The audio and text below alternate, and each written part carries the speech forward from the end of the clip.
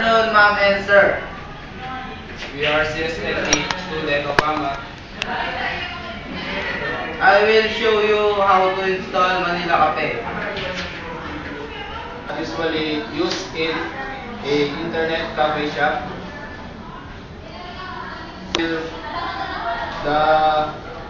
Their work will be easier and the works faster and easier.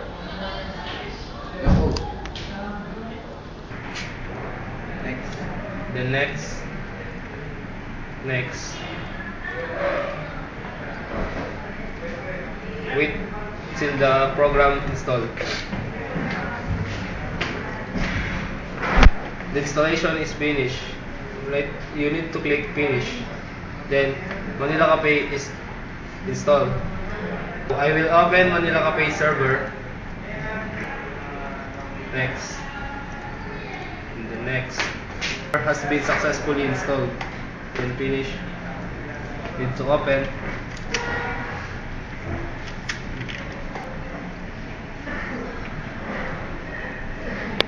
Select your country.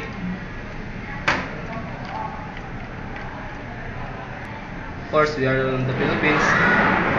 Select language, English, then next. You need to select to your activity. Select an option to activate Manila Cafe. I want to try Manila Cafe. Then next. Number of computers. If your number of computers, you need to verify how many computers have you in your internet shop. 5. The next. Then click finish. Login, username admin, password admin. Then okay. Then you need to log in.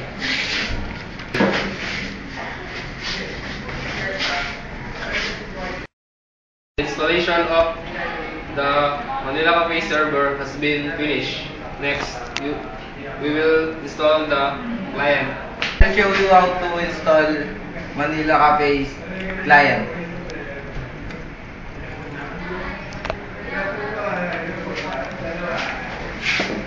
Click next, and then next.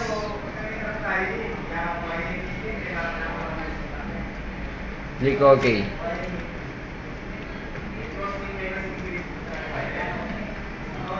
And then finish. The Cafe Manila client has been successfully installed. Now go to start all programs, Cafe Manila, then client, then Cafe Manila client. Now computer number 1. Then wait. Server name has been successfully detected. Then next. Then finish. The Cafe Manila client has been successfully finished. I'll show you to use the Manila Cafe server.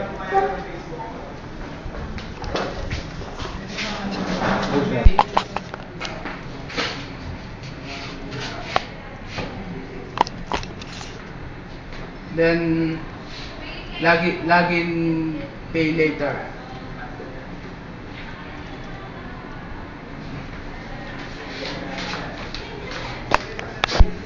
The client now is ready to use.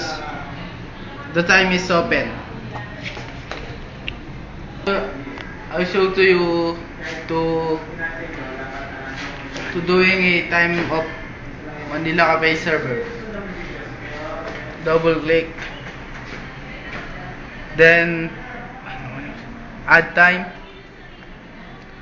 then example 1 minute, I mean 2 minutes, custom time price, click and pay,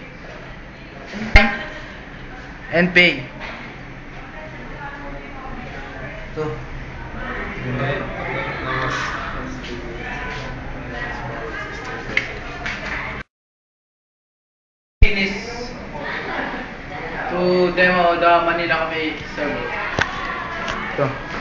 For watching our video in Manila Cafe server and like. Hope you like it. Goodbye. Thank you.